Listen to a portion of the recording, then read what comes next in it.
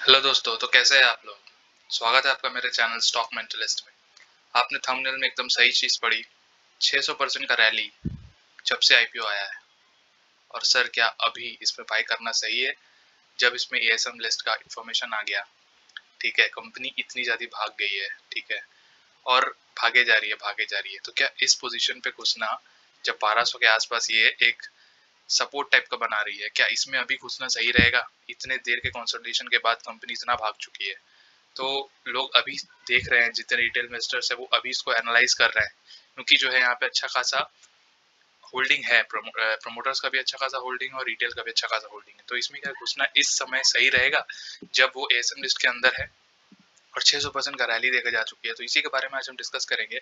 और ASM list से निकल के क्या न्यूज निकल के आ रही है, और इनके जो नए नए वेंचर्स है ना, नए नए जो जितने एनालिस्ट है वो इसको क्या बाइक रिकमेंडेशन देते हैं, या फिर इनको कहते हैं कि अभी जो है वो बाइक सही है या नहीं है। सारा कुछ डिस्कस करेंगे इस वीडियो में। आपका पूरा चैनल पूरा सब कुछ क्लियर हो जाएगा इस स्टॉक को लेके कि आपको इस स्टॉक में भी घुसना चाहिए या नहीं। तो चलिए बिना किसी देरी के शुरू करते हैं। अगर आपको मेरा काम पसंद आता है तो प्लीज सब्सक्राइब करिए मेरे चैनल स्टॉक मेंटलिस्ट को, और बेल आइकन को हिट कर देना, वरना आप लेट हो जाओगे। तो चलिए शुरू करते हैं। Happiest mind sir, happiest minds इतना भयानक रैली सर में आपके सामने दिख रहा होगा चार्ट।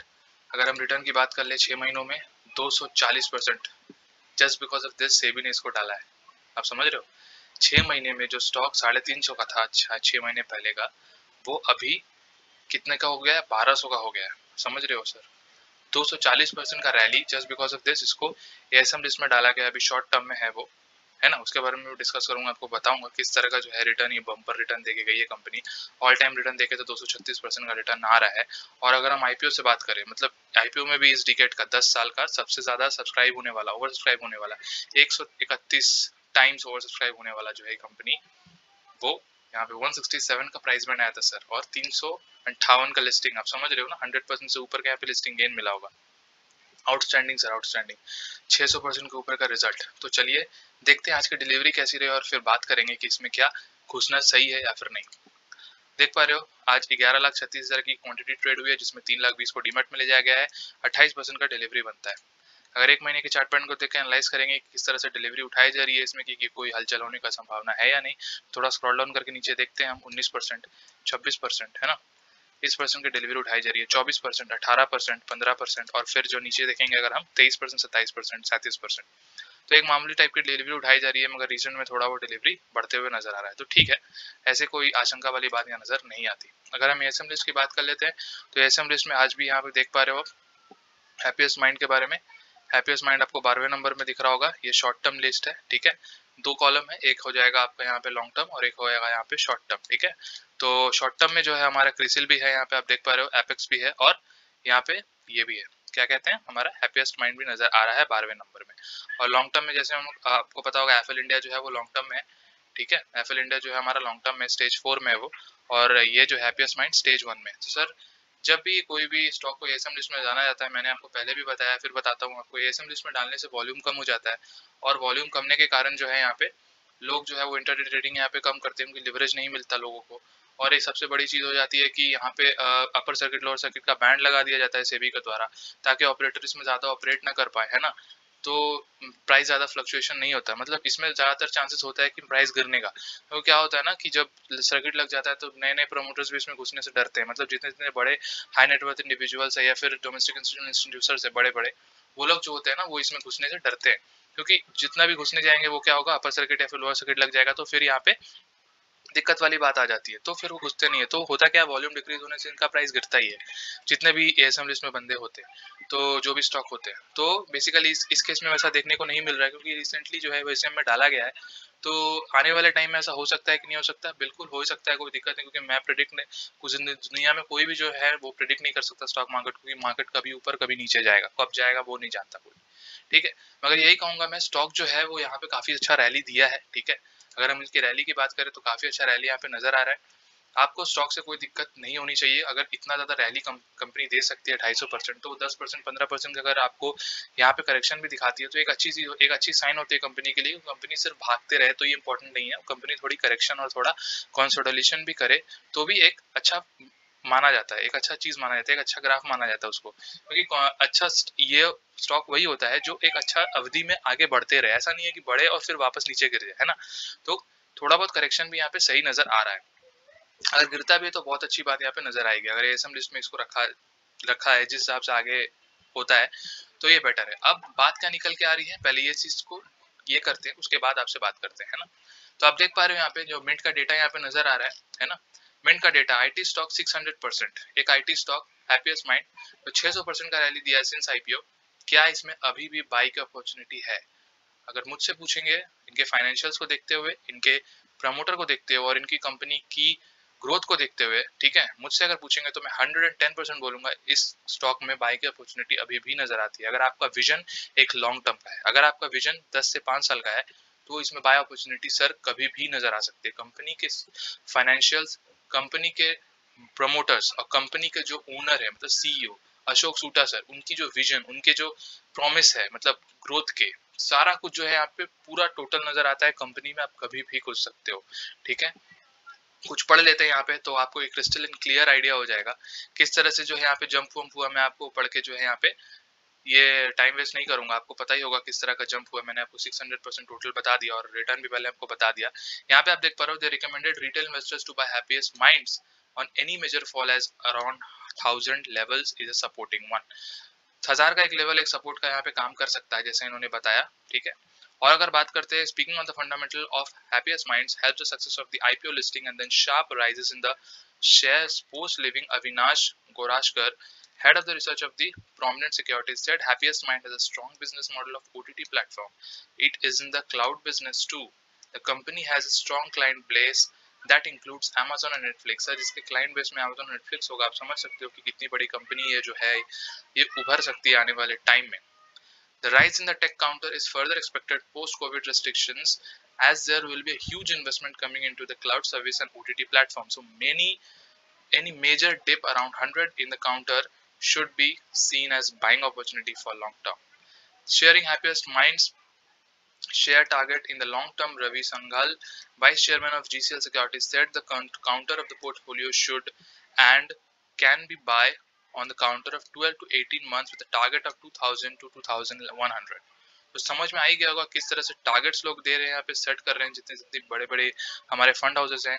इवन जो इनकी काम है, जिस तरह से ये क्लाउड कंप्यूटिंग और पूरा डिजिटल ट्रांसफॉर्मेशन से इनका जो रेवेन्यू जनरेट होता है ना, जिसमें लोग आईटी में घुसना चाहते हैं ना, अपने अपने मॉडल बिजनेस मॉडल को लोग उसमें ढालना चाहते हैं। प्लस इनका जो दो सबसे बड़ा जो कारण है bond digital bond agile, means ये अजाइल मेथोडोलॉजी यूज करते हैं सारे टेक्नोलॉजीज को अडेप्ट करने के लिए, जो कि बहुत यूजर फ्रेंडली होता है। कोई भी टेक्नोलॉजी को इजीली अडेप्ट और उसमें काम करने का जो प्रोसेस है उसको अजाइल मेथोडोलॉजी से करते हैं। और डिजिटल की बात जैसे मैंने आपसे कहा, चाहे वो आईओटी की हो, internet of things, artificial intelligence, deep intelligence, deep learning, या फिर हम बात करते हैं मशीन लर्निंग, या फिर हम बात करेंगे क्लाउड कंप्यूटिंग, एआर वीआर, सारा कुछ सर जितने भी लेटेस्ट टेक्नोलॉजीज है डिजिटल वाले, वो सब इनके अंदर है। ये सब उनमें काम करते हैं और पूरा रेवेन्यू 95% से ऊपर रेवेन्यू जो है उसमें जनरेट करते हैं। तो ये पूरा क्रिस्टल क्लियर है, फ्यूचर का टेक्नोलॉजी पूरा जो है इनके पास है। इनको जो है दिक्कत कुछ नहीं होने वाली फ्यूचर में सर्वाइव करने के लिए। कंपनी के पास ग्रोथ अपॉर्चुनिटी बहुत ज्यादा नजर आती है। अगर कंपनी की एक और अचीवमेंट देखेंगे तो आपको पता होगा कि कंपनी ने जो है यहाँ पे एक न्यूज निकल के आई थी 19 मई को कि happiest mind partners with Coca Cola bottling company United in their robotic automation journey. समझ रहे हो, कोका कोला जैसे बड़े फ्रेंचाइजी के साथ जो है इन्होंने यहाँ पे एक वेंचर ये किया था, पार्टनरशिप की थी, ताकि उनके जो है ऑटोमेशन में उनका मदद कर सके। तो यहाँ पे देख पा रहे हो Coca Cola company bottle United has a long history of supply Coca-Cola products directly to retailers and restaurants. But when Coca-Cola introduced a new freestyle vending machine, Coca-Cola United, a privately owned company that is not owned by Coca-Cola, was challenged to streamline in order and invoicing procedure.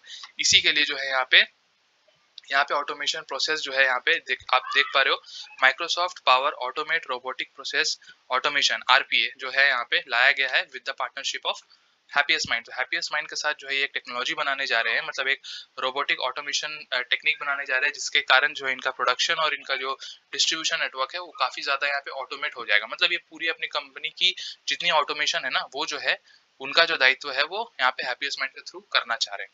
तो इस इतनी अच्छे technologies के साथ अगर आप business नहीं करोगे, अगर आप कहते हैं ना, अगर आप कोई भी चीज खरीदते हो तो उसका बिजनेस खरीदते हो, आप उसका शेयर्स नहीं खरीदते। तो इनका जो बिजनेस है ना सर, वो बहुत ही इंपॉर्टेंट नजर आता है अपने आप में, कि कंपनी जो है फ्यूचर में कैसा परफॉर्म कर सकती है। इनके अगर हम शेयर होल्डिंग पैटर्न देखेंगे ना, मतलब कितने ही बढ़िया है। पहले हम कुछ इनके रिजल्ट देख लेते हैं जाके, जो कि आपको पता होने चाहिए। आप देख पा रहे हो सेल्स किस तरह से कंपाउंड हो रही है quarter on quarter, 175 to 208 for the March, for the March 2021। देख पा रहे हो यहाँ पे। अगर नेट प्रॉफिट की बात करते हैं तो यहाँ पे देख पा रहे हो 27 टू 37 करोड़ इन मार्च 2021। अगर प्रॉफिट एंड लॉस स्टेटमेंट की बात करें ईयर ऑन ईयर की, तो देख पा रहे हो सेल्स किस तरह से कंपाउंड हुई है, चाहे वो 8 करोड़ से बात करें हम 761 करोड़ की, that was outstanding. And even we are if you are talking about the net profit, आप देख पा रहे हो नेट प्रॉफिट पहले नेगेटिव में थी, मगर अभी जो है वो पॉजिटिव, वो भी 162। ईपीएस बढ़ के 11 का हो चुका है, और डिविडेंड जो है यहाँ पे 26% का भी नजर आ रहा है। सीएजीआर की टर्म्स में मैंने बात करी दी आपसे। सेल्स ग्रोथ अगर आप देख पा रहे हो 5 साल का 17%। अगर आप देख पा रहे हो यहाँ पे ग्रोथ, तो 5 साल का 115%, दैट इज आउटस्टैंडिंग, है ना। अगर आप देख पा रहे हो यहाँ पे आरओई 27 और 50 का नजर आ रहा है 3 साल में, दो की ट्रिमेंडस बात हो जाती है। अगर हम शेयर होल्डिंग पैटर्न देखेंगे ना, तो आपको समझ में आएगा किस तरह से जो है यहाँ पे पब्लिक इंटरेस्ट और प्रमोटर्स इंटरेस्टेड है। अगर हम प्रमोटर्स की देखेंगे यहाँ पे 53% का यहाँ पे अच्छा खासा होल्डिंग लेके बैठे हैं प्रमोटर्स। एफआईआईएस का में काफी अच्छा निवेश है यहाँ पे 7% का। डीआईएस में यहाँ पे स्टेक जो है 7% का यहाँ पे नजर आता है। और पब्लिक का तो बहुत ही अच्छा नजर है यहाँ पे, 32% का यहाँ पे स्टेक नजर आता है। तो कंपनी बहुत ही अच्छी है। जो लोग पहले से लिए हुए हैं प्लीज होल्ड करिए इसका, एक भी क्वांटिटी आपको बेचने की जरूरत नहीं है। कंपनी बहुत ही तगड़ी नजर आती है अपने सारे फील्ड्स में, चाहे हम उनके बात करें यहाँ पे प्रमोटर्स की, चाहे हम बात करें उनके फ्यूचर ग्रोथ एस्पेक्ट की, चाहे हम बात करें उनके कॉम्पिटिटिव स्ट्रेंथ की, और चाहे उनके बात करें उनके बिजनेसेस की। सारा कुछ में कंपनी बहुत ही प्रॉमिसिंग नजर आती है। इसकी एक भी क्वांटिटी आपको बेचने की जरूरत नहीं है। अगर आप फ्रेश बाय करना चाहते हो, मैंने आपको कहा, अगर आपका विजन लॉन्ग टर्म का है 3 से 5 साल का, तो आप इसमें अभी भी अच्छे से घुस सकते हो। और एएसएम में डरने की जरूरत नहीं है। एएसएम में जिसको भी डाला जाता है, थोड़ा बहुत पैनिक मचता है मार्केट में, लेकिन सेबी इसको रिटेल निवेशक के भलाई के लिए ही बनाती है, ठीक है। तो इसमें पैनिक होने की कोई जरूरत नहीं है। कंपनी जो है यहाँ पे बहुत ही तगड़ी नजर आती है। आपको जो है इसमें अच्छा खासा रिटर्न मिलेगा अगर आप इसको 3 से 5 साल का होल्ड करते हो। श्योर एंड शॉर्ट जो है आपके पैसे बहुत गुना हो जाएंगे यहाँ पे। तो चलिए इसी के साथ अपनी बात समाप्त करता हूँ। अगर आपको मेरा काम पसंद आता है तो प्लीज सब्सक्राइब करिए मेरे चैनल स्टॉक मेंटलिस्ट को, और बेल आइकन को हिट कर देना। अगर आपको कोई भी क्वेरी है तो प्लीज इसके कमेंट सेक्शन में आप मुझसे पूछ सकते हो। मैं आपके हर क्वेरी का जवाब देने की कोशिश करूंगा। Thank you.